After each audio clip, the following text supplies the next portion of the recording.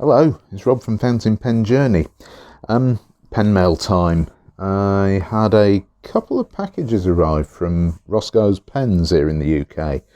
I don't know what it is, but Roscoe's Pens suddenly appear to be selling quite a lot of Chinese pens really cheaply here in the UK, and some of the auctions and sales I simply can't resist. So what have I got? Well, let's start off with this package. Let's move that one over there for a minute. There are more pens to come. So what's in here? Now, these two pens, the Jinhao pens, let's have a look at, which one should we do first? We'll do this one.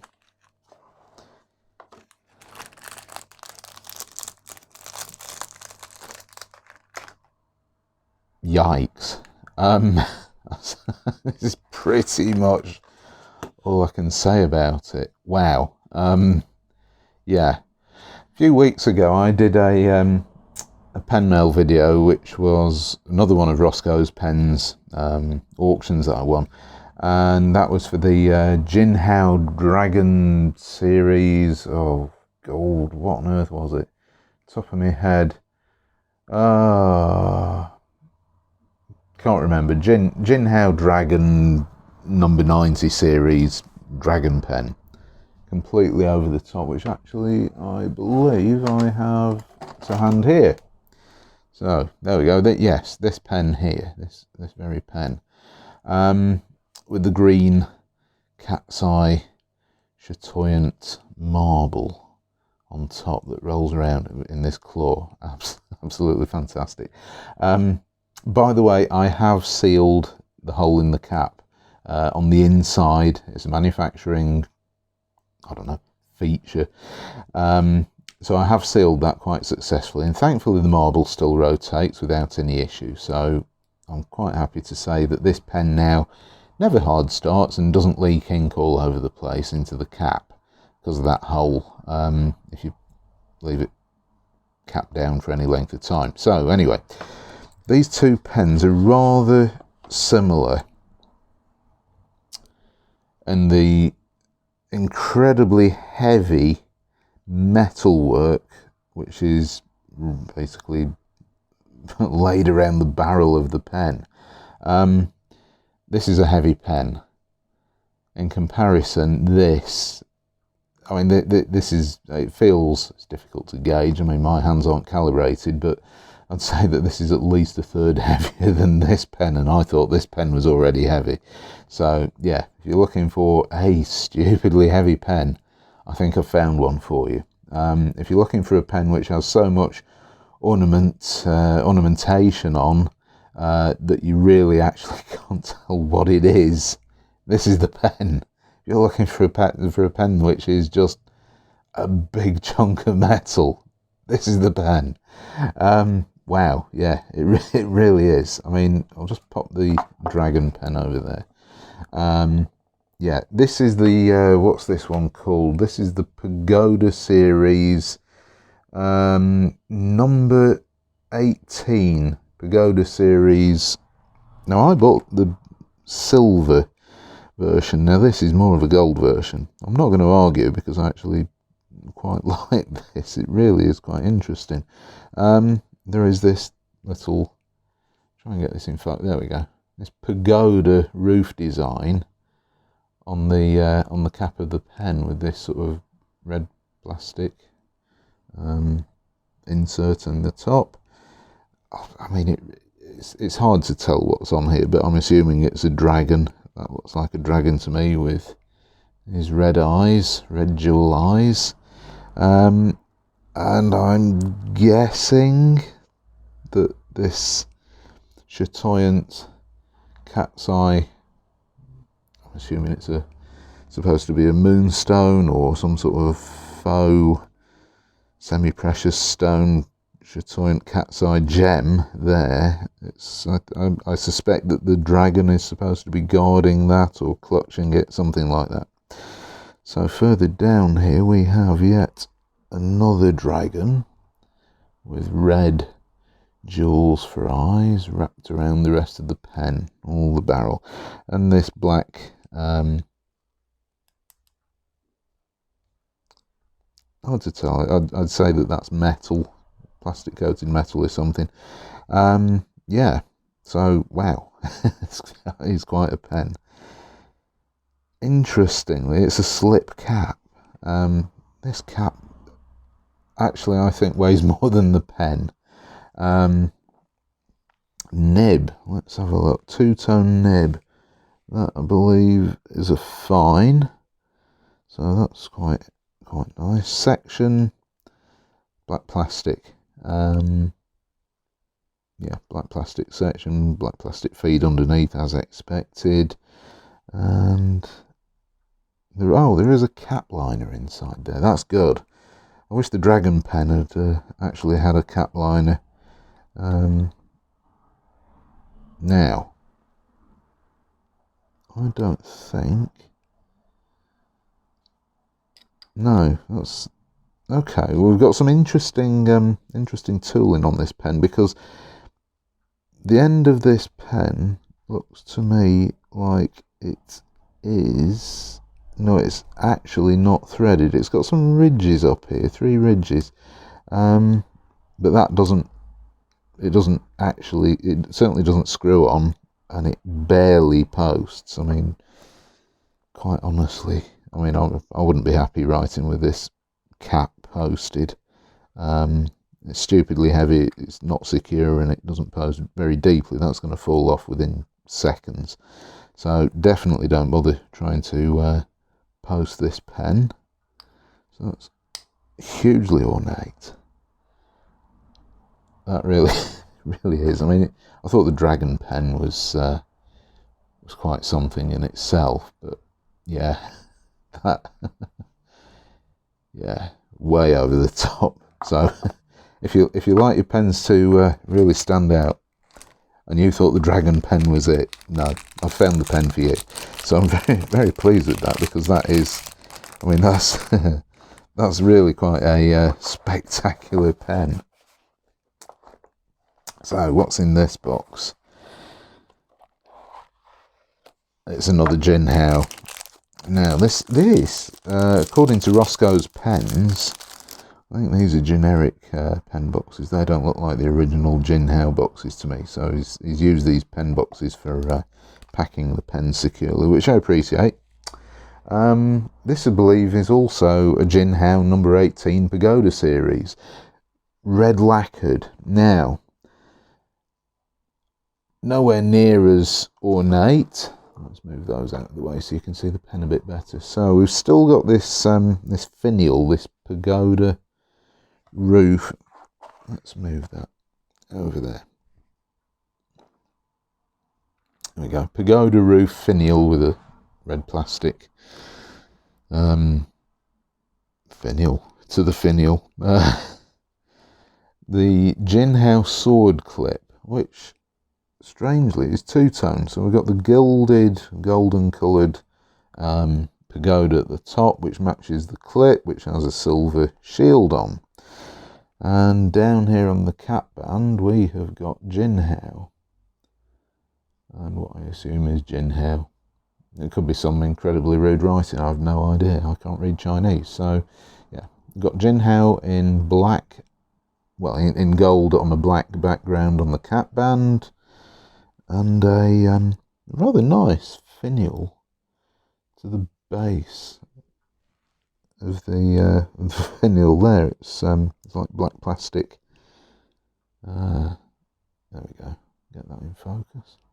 It was quite nice to see that. It's something that most pens seem to ignore. Slip cap. Is that nib two-tone? Yeah, two-tone nib. Trying to read that one. Very difficult to read these sometimes. I'm not seeing any markings on there. I believe it was sold as a medium nib, so I'll have to wait and see. Cap liner. Nice to see that. Black plastic section. Which actually, no, that's that could easily be metal coated, a metal section coated with plastic. Like plastic feed, you know, steel nib. Right, okay, so that is a nice pen. It does post, but I hate posting pens. I never want to risk scratching, scuffing up the end of my barrels either, so that's a comfortable length. Not too heavy either. It's substantial, but not overly heavy. Certainly one of the lighter. This is a metal pen. It's one of the lighter Jinhaos I've tried. It's probably on a par with the X450, Jinhao X450. So for a Pagoda Series pen, that is a lot more tasteful. Very attractive red pen. So that's a red lacquered Jinhao Pagoda Series number 18. Pop the dragon pen back. Don't need him at the moment. Right, where's the other pen? Ah, here we go. Right, so what have we got here now? More Chinese pens from Roscoe's Pens. Now, this is a brand I have never heard of. I mean, BAOKE, BAOER, BAOKE fountain pens, made in China, been around for a long time. These are not BAOKE. These are, I can't even pronounce this, BAOKE, BAOKE, could be anything. I'll spell it out, and Roscoe's Pens did list these as in capitals, so it's BAOKE, BAOKE, BAOKE, who knows. So let's have a look at them. I've got two of these. They were both very similar pens. I think I might actually hold these up to the camera when I show you, because they are different. Funnily enough, they look the opposite way around in real life than they actually are, so I'll have to be careful not to do this over the camera. So one of these is the which one is it? Okay, the gold one, which is this one. This is the gold coloured pen. This is the BAOKE PM 126 with a gold finish. Now, Roscoe's Pens described this as something like the pearl finish, because I think the pearl is these little indentations all the way along the cap and the barrel of the pen. I thought they might be raised for a little bit, because they do look raised, but they're actually concave. Yeah, concave. Like little sort of, I don't know, hammered into the metal finish, or perhaps even sort of like divoted out, don't know. But I thought this was a very attractive pen. It looks, it's all metal. It looks like a design from the, what I would say, probably 70s. And to me, it reminded me a lot of one of my favourite little pens, the Lady Schaefer. It just happened to remind me. I saw the gold one and thought, oh, is that a Lady Schaefer? And it turned out it wasn't. It was a very, very inexpensive BAOKE PM 126 with a medium nib. So let's have a look. Oh, that caps well. And gold coloured nib. Shortish section, black plastic, but fits very well in my hand. That's quite, you know, it's quite a decent length. That's not a pen I'm going to be desperate to cap. Cap liner, nice to have that there. Oof, doesn't post very deeply. To be honest, it doesn't really add very much either. Yeah, I wouldn't cap this, because I can imagine this might not even be, this might just be electroplated or something. I should imagine this gold finish could easily rub off with heavy-handed use and sticking it in a pocket of your jeans or something. It clips nicely, that cap. Very nice. So really attractive, very inexpensive Chinese BAOKE fountain pen. So let's have a look at the silver one, which weirdly is a different model. This is the BAOKE PM 128. So this one, the gold is the 126, the silver one's the 128. They look absolutely identical other than the colour. Now this silver is actually really quite well polished or anodized, whatever this is. And these little divots really showing the lights, really quite sparkly. Very attractive design.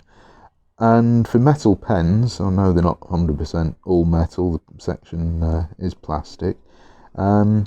These are rather attractive. I think they've got a definite sort of contemporary late 20th century look. Definitely something from the, I don't know, maybe the 60s, 70s, that sort of style. Very gold, silver sort of pens. Let's have a look at this one. Okay, that has got a monotone silver coloured nib, black plastic section again. Yep, nice, decent clipping on action for the cap. So those are two very nice, very cheap BAOKE fountain pens. Look forward to trying those out and seeing how they write, because never even heard of the brand. They were cheap enough for me to go, you know what, I'm going to risk it. Worst that can happen is I have to do a whole load of nib work. So let's see how these two go. And of course, just to keep the Chinese collection together, got the red Jinhao Pagoda number 18 series, and the well, if you wanted a gold pen that certainly more ornate than this one, you've got the Jinhao Pagoda number 18 series gold fountain pen there. So I hope you found this little Chinese fountain pen unboxing video useful. I shall be reporting back on how these pens perform in due course when I've had time to write with them properly, so I can do a full in-depth review. Let you know when that goes live, and look forward to seeing you next time. Take care. Bye.